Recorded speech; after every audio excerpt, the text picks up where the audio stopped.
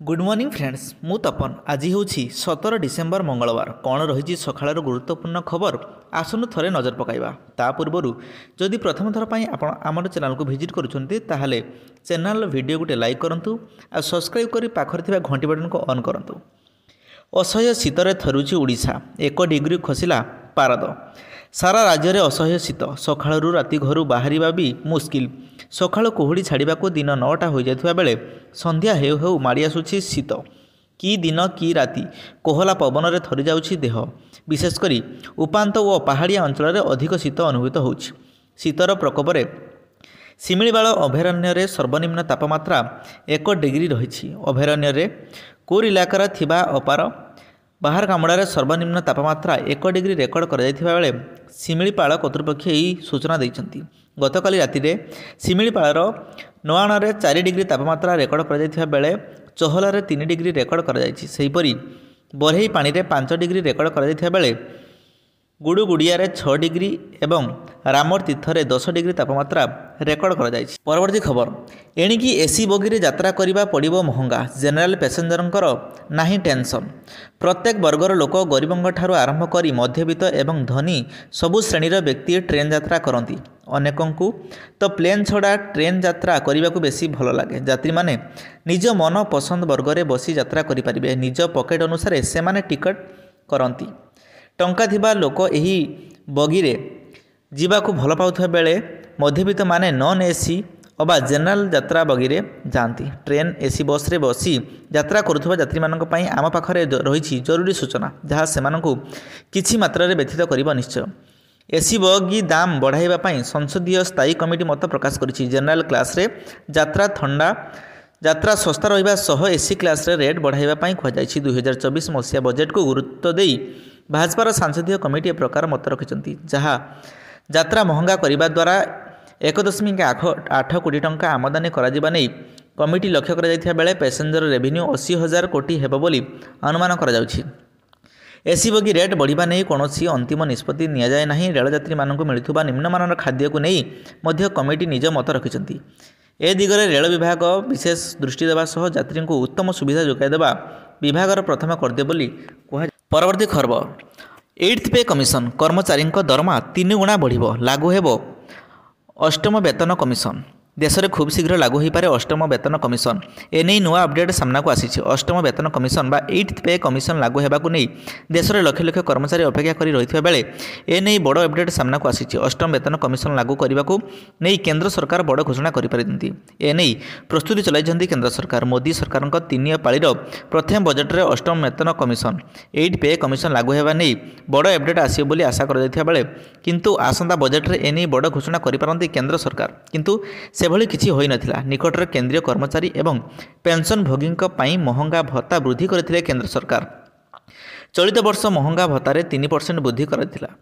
तेबे 8म वेतन कमिशन लागू नहीं सेभली कौनसी बड़ घोषणा करिनांती केंद्र सरकार जहाँ फल लक्ष लक्ष कर्मचारी निराश होइथिले। आसंता बजेट रे 8म वेतन लागू कराजिबार संभावना अधिक रही। यह हेले कर्मचारी दरमा वृद्धि पाइब। किछि रिपोर्टर प्रकाश पाइछि जे कर्मचारी दरमा 168% वृद्धि पाइब। केंद्रीय सरकार वर्तमान सर्वनिम्न दर 18,000 रही बेले 8म वेतन लागू हेले ताहा अतिक्रम 51,480 टंका होइजिबो। यह हेले दरमार 186% वृद्धि घटिबो। सेहि भली 8म वेतन कमिशन लागू हेबे पेंशन भोगी मध्य लाभ हेबो। पेंशन भोगी दरमार मध्य बंपर वृद्धि हेबो। पूर्व केंद्रीय कर्मचारी मानक सर्वनिम्न भत्ता 9,000 थिला किंतु 8म वेतन कमिशन लागू होगा पर सर्वनिम्न पेंशन 25,740 टंका हो जहाँकि मूल दरमार प्राय 2.86% अधिक। तेणु खूब शीघ्र 8म वेतनर फलाफल सामना को आसिबो। परवर्ती खबर कालीठू 3 दिन ओडिशा रे हेबो वर्षा। कौ कौ जिला को प्रभाव पड़ो आसन देखा। पाणीपाग को नहीं बड़ खबर बंगोपसागर में लघुचाप प्रभाव में आसंता काली अर्थात 17 तारिख वर्षा होगा नहीं आकलन करिछि पाणीपाग विभाग। 17 तारिख में राज्य में किसी जिलार हालुकारू मध्यम धरणर वर्षा हो पारे एने पूर्वानुमान करिछि भारतीय पाणीपाग विभाग। से 18 तारिख में राज्य में किसी जिलार हालुका वर्षा हो पारे। ଲଘୁଚାପ ସକ୍ରିୟ ଥିବା କାରଣରୁ ପାଣିପାଗର ପରିବର୍ତ୍ତନ ହୋଇଛି। ତେବେ ଦକ୍ଷିଣ ଆଣ୍ଡାମାନ ସାଗର ଓ ବଙ୍ଗୋପସାଗରରେ ସକ୍ରିୟ ରହିଛି ଲଘୁଚାପ। ଯଦିଓ ଓଡ଼ିଶା ଉପରେ ଏହାର ସିଧାସଳଖ ପ୍ରଭାବ ନାହିଁ, କିନ୍ତୁ କିଛି ଜିଲ୍ଲାରେ ହାଲୁକା ବର୍ଷା ହୋଇପାରେ। ଗୋଟିଏ ଦୁଇଟି ସ୍ଥାନରେ ମଧ୍ୟମ ଧରଣର ବର୍ଷା ମଧ୍ୟ ହୋଇପାରେ। ରାଜ୍ୟର ଅଧିକାଂଶ ଜିଲ୍ଲାରେ ପ୍ରବଳ ଶୀତ ପ୍ରକୋପ ଦେଖିବାକୁ ମିଳିଛି। ଆହୁରି 24 ଘଣ୍ଟା ପ୍ରବଳ ଥଣ୍ଡା ଅନୁଭୂତ ହେବ ବୋଲି କହିଛି ଭାରତୀୟ ପାଣିପାଗ ବିଭାଗ ବା IMD। ବଙ୍ଗୋପସାଗରରେ ଲଘୁଚାପ ପ୍ରଭାବରେ 17 ତାରିଖରୁ ରାଜ୍ୟରେ ମେଘୁଆ ପାଗ ସହ ସମ୍ଭାବନା ରହିଛି ବର୍ଷା।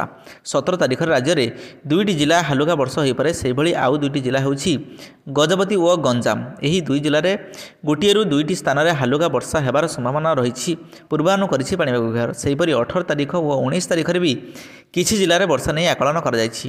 ଡିସେମ୍ବର 19 ତାରିଖରେ ଗଜପତି, ଗଞ୍ଜାମ ଏବଂ ପୁରୀ ଜିଲ୍ଲା ଏବଂ 19 ତାରିଖରେ 9 ଜିଲ୍ଲାରେ ହାଲୁକାରୁ ମଧ୍ୟମ ଧରଣର ବର୍ଷା ହୋଇପାରେ। 9 ତାରିଖରେ ବର୍ଷା ହେବାକୁ ଥିବା 9 ଜିଲ୍ଲା ହେଉଛି ଜଗତସିଂହପୁର, ପୁରୀ, ଖୋର୍ଦ୍ଧା, ଗଞ୍ଜାମ, ଗଜପତି, ରାୟଗଡ଼ା, ନବରଙ୍ଗପୁର, କୋରାପୁଟ ଓ ମାଲକାନଗିରି। ଏହିସବୁ ଜିଲ୍ଲାରେ ଗୋଟିଏରୁ 2ଟି ସ୍ଥାନରେ ହାଲୁକାରୁ ମଧ୍ୟମ ଧରଣର ବର୍ଷାର ହେବାର ସମ୍ଭାବନା ରହିଛି। ଖବର ଚତୁର୍ଥ ପର୍ଯ୍ୟାୟ ଟଙ୍କା ଆଗରୁ ବଡ଼ ସୂଚନା। ଉପମୁଖ୍ୟମନ୍ତ୍ରୀ କହିଲେ, ସୁଭଦ୍ରା ହିତାଧିକାରୀଙ୍କ ଜମି ଥିଲେ କ'ଣ ହେବ? ଅନେକ ମହିଳାଙ୍କର ଜମି ନଥିଲେ ମଧ୍ୟ ସେମାନଙ୍କୁ ସୁଭଦ୍ରା ଟଙ୍କା ମିଳିନାହିଁ। ଯେଉଁମାନଙ୍କର 5 ଏକର ଜମି ଅଛି ସେମାନଙ୍କର ସର୍ଭେ ହୋଇଛି ବୋଲି କହିଛନ୍ତି ଉପମୁଖ୍ୟମନ୍ତ୍ରୀ। ସୁଭଦ୍ରା ଯୋଜନାକୁ ନେଇ ଉପମୁଖ୍ୟମନ୍ତ୍ରୀ ବଡ଼ ସୂଚନା ଦେଇଛନ୍ତି। OTP ଜରିଆରେ EKYC କରିଥିଲେ ବି ବାୟୋମେଟ୍ରିକ୍ ଦରକାର। 5 ଏକର ଜମିକୁ ନେଇ ଦ୍ୱନ୍ଦ୍ୱ ଥିଲେ ଗ୍ରିଭାନ୍ସ ଦେଇପାରିବେ ହିତାଧିକାରୀ। କହିଲେ 5 ଲକ୍ଷରୁ ଅଧିକ ଆବେଦନ ପଡ଼ିଛି ପେଣ୍ଡିଂ। 31,000 ହିତାଧିକାରୀ ହୋଇଛନ୍ତି ଅପଡେଟ୍। ପ୍ରଥମ କିସ୍ତିରେ ଚତୁର୍ଥ ପର୍ଯ୍ୟାୟ ଟଙ୍କା ଆସିବା ଆଗରୁ ସୁଭଦ୍ରାକୁ ନେଇ ବଡ଼ ଅପଡେଟ୍ ଦେଲେ ଉପମୁଖ୍ୟମନ୍ତ୍ରୀ। ବାୟୋମେଟ୍ରିକ୍ EKYC କରିବାକୁ ହେବ। ଯେଉଁମାନେ OTP ଜରିଆରେ EKYC କରିଥିଲେ ସେମାନଙ୍କର ବାୟୋମେଟ୍ରିକ୍ ଦରକାର ବୋଲି ସ୍ପଷ୍ଟ କରିଛନ୍ତି ଉପମୁଖ୍ୟମନ୍ତ୍ରୀ। EKYC ନଥିଲେ ବା ନ କରିଥିଲେ ଚତୁର୍ଥ ପର୍ଯ୍ୟାୟ ଟଙ୍କାରୁ ବାଦ ପଡ଼ିବେ ହିତାଧିକାରୀ। ଯଦି ହିତାଧିକାରୀ EKYC କରିଥିବେ ତେବେ ପରବର୍ତ୍ତୀ ସମୟରେ ସେମାନଙ୍କ ଖାତାକୁ ଟଙ୍କା ଆସିବ। ଜମି ବାବଦରେ ମଧ୍ୟ ବଡ଼ ସୂଚନା ଦେଇଛନ୍ତି ପ୍ରଭାତୀ ପରିଡ଼ା। 5 ଏକର ଜମି ନେଇ ଏବେ ଫିଲ୍ଡ ସର୍ଭେ ଚାଲିଛି। ଅନେକ ହିତାଧିକାରୀଙ୍କ 5 ଏକର ଜମି ରହିଛି। କିଛି ମହିଳାଙ୍କ ନାମରେ ଜମି ନଥିଲେ ମଧ୍ୟ ସେମାନଙ୍କୁ ସୁଭଦ୍ରା ଟଙ୍କା ମିଳିନାହିଁ। ଅନେକ ବାଦ ପଡ଼ିଯାଇଛନ୍ତି। 5 ଏକର ଜମି କିମ୍ବା ତତ୍ସମ୍ବନ୍ଧିତ କୌଣସି ଦ୍ୱନ୍ଦ୍ୱ ଥିଲେ ଅଭିଯୋଗ କରିପାରିବେ। ଏଥିପାଇଁ ସୁଭଦ୍ରା ପୋର୍ଟାଲରେ ଅଭିଯୋଗ କରିପାରିବେ ହିତାଧିକାରୀ। ଉପମୁଖ୍ୟମନ୍ତ୍ରୀ କହିଛନ୍ତି 31,000 ହିତାଧିକାରୀ ଅପ୍ଟ ଆଉଟ୍ ଅଛନ୍ତି। ଅପ୍ଟ ଆଉଟ୍ ହିତାଧିକାରୀଙ୍କ ପାଇଁ ବିଚାର ମଧ୍ୟ କରାଯାଇଛି। ଯଦି ସବୁ ଠିକ୍ ଥିବ ତେବେ ସେମାନଙ୍କୁ ସୁଭଦ୍ରା ଲାଭ ପାଇବେ। ବର୍ତ୍ତମାନ ସୁଦ୍ଧା 5 ଲକ୍ଷରୁ ଅଧିକ ଆବେଦନକାରୀଙ୍କ ପେଣ୍ଡିଂ ପଡ଼ିଛି ବୋଲି କହିଛନ୍ତି। ପରବର୍ତ୍ତୀ ଖବର ଓଡ଼ିଶାରେ ପ୍ରଥମ ସୌରଶକ୍ତି କାରଖାନା ଢେଙ୍କାନାଳରେ ପ୍ରତିଷ୍ଠା ହେବ। 14,000 ଲୋକଙ୍କୁ ମିଳିବ ନିଯୁକ୍ତି। ଢେଙ୍କାନାଳରେ ପ୍ରତିଷ୍ଠା ହେବାକୁ ଯାଉଛି ରାଜ୍ୟରେ ପ୍ରଥମ ସୌରଶକ୍ତି କାରଖାନା। ଏହି କାରଖାନାକୁ ଏସିଆ ମହାଦେଶର ସର୍ବବୃହତ solar agency company wiring energy limited ତରଫରୁ ପ୍ରତିଷ୍ଠା କରାଯିବ। ଏନେଇ ଆଜି ଢେଙ୍କାନାଳର ସଦର ବ୍ଲକର ନେଉଳପୋଇଠାରେ କାରଖାନାରେ ଭୂମି ପୂଜନ ଆରମ୍ଭ ହୋଇଛି। ରାଜ୍ୟ ଖାଦ୍ୟ ଯୋଗାଣ ଓ ଖାଉଟି କଲ୍ୟାଣ ମନ୍ତ୍ରୀ କୃଷ୍ଣଚନ୍ଦ୍ର ପାତ୍ର ଏହି କାରଖାନାରେ ଭୂମି ପୂଜନ କରିବା ସହ ଉପସ୍ଥିତ ଜନସାଧାରଣଙ୍କୁ ଉଦ୍ବୋଧନ କରିଥିଲେ। ଏହି ପୋର୍ଟାଲ ପ୍ଲାଣ୍ଟ ପ୍ରତିଷ୍ଠା ହେଲେ ସ୍ଥାନୀୟ ଲୋକଙ୍କୁ ନିଯୁକ୍ତି ମିଳିବା ସହ ଅଞ୍ଚଳର ଉନ୍ନତି ଓ ବିକାଶ ମଧ୍ୟ ହୋଇପାରିବ। ଜିଲ୍ଲାର ବିକାଶ ହେବ, ରାଜ୍ୟର ବିକାଶ ହେବ। ପ୍ରଧାନମନ୍ତ୍ରୀ ନରେନ୍ଦ୍ର ମୋଦିଙ୍କ ବିକଶିତ ଭାରତ ଓ ମୁଖ୍ୟମନ୍ତ୍ରୀ ମୋହନ ଚରଣ ମାଝୀଙ୍କ ବିକଶିତ ଓଡ଼ିଶାକୁ ସ୍ୱପ୍ନକୁ ପୂରଣ କରିବା ପାଇଁ ଏହା ଏକ ପ୍ରୟାସ ବୋଲି ମନ୍ତ୍ରୀ ଶ୍ରୀ ପାତ୍ର କହିଥିଲେ। ଏହି କାର୍ଯ୍ୟ ଅବସରରେ ଜିଲ୍ଲାପାଳ ଓ ଆରକ୍ଷୀ ଅଧୀକ୍ଷକ ମଧ୍ୟ ଉପସ୍ଥିତ ଥିଲେ। ତେଣୁ ଏଥିନେଇ 14,000 ଲୋକଙ୍କୁ ନୂଆ ନିଯୁକ୍ତି ମିଳିବ। ଏହି କାରଖାନାରେ ସେମାନେ ନିଜର ରୋଜଗାରର ଏକ ମାଧ୍ୟମ ପାଇପାରିବେ ବୋଲି କହିଛନ୍ତି ଉପମୁଖ୍ୟମନ୍ତ୍ରୀ ତଥା ମୁଖ୍ୟମନ୍ତ୍ରୀ ମୋହନ ମାଝୀ। ପରବର୍ତ୍ତୀ ଖବର ସବୁ ଜିଲ୍ଲାରେ ଖୋଲିବ ସାଇବର ଥାନା। ପ୍ରତି ଥାନାକୁ ଦିଆଯିବ 9ଟି ବାଇକ୍। ରାଜ୍ୟରେ ସବୁ ଜିଲ୍ଲାରେ ଖୋଲିବ ସାଇବର ଥାନା।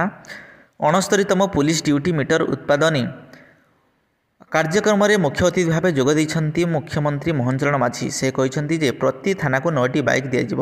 ଗୃହ ବିଭାଗରେ ଖାଲି ପଡ଼ିଥିବା 10,000 ପଦ ପୂରଣ କରାଯିବ। ସେହିପରି 5,000 ଗୃହରକ୍ଷୀଙ୍କୁ ନିଯୁକ୍ତି କରାଯିବ। 2026 ମସିହା ସୁଦ୍ଧା ଓଡ଼ିଶା ମାଓମୁକ୍ତ ହେବା ନେଇ ସେ ସୁଦୃଢ଼ ପ୍ରକାଶ କରିଛନ୍ତି। କଟକ ପୋଲିସ ଡ୍ୟୁଟି ମିଟର ଯୋଗଦେବା ଅବସରରେ ଭର୍ଚୁଆଲ ମୋଡ୍ରେ ଉଦ୍ଘାଟନ କରିଛନ୍ତି। 3 ଥାନା ହେଲା ବଲଙ୍ଗା, ଅସ୍ତରଙ୍ଗା ଓ ଡେଲାଙ୍ଗା ଥାନା।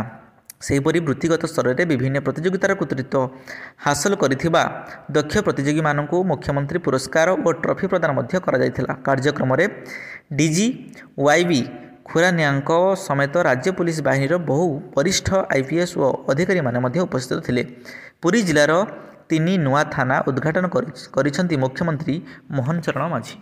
ପରବର୍ତ୍ତୀ ଖବର 3 ଦିନିଆ ଗସ୍ତରେ କେନ୍ଦୁଝର ଯିବେ ମୁଖ୍ୟମନ୍ତ୍ରୀ ମୋହନ ଚରଣ ମାଝୀ। ମଙ୍ଗଳବାର ଦିନ ମୁଖ୍ୟମନ୍ତ୍ରୀ ମୋହନ ଚରଣ ମାଝୀ 3 ଦିନିଆ କେନ୍ଦୁଝର ଗସ୍ତରେ ଆସୁଛନ୍ତି। ମଙ୍ଗଳବାର ସକାଳେ 9ଟାରେ ମୁଖ୍ୟମନ୍ତ୍ରୀ ନିବାସରୁ ବାହାରି 9:15ରେ ବିଜୁ ପଟ୍ଟନାୟକ ବିମାନ ବନ୍ଦରରେ ପହଞ୍ଚିବେ। ବିମାନ ବନ୍ଦରରୁ 9:25ରେ Super King AIR C-90VC aircraft ଯୋଗେ ଭୁବନେଶ୍ୱରରେ କେନ୍ଦୁଝର ଅଭିମୁଖେ ଯାତ୍ରା କରିବି।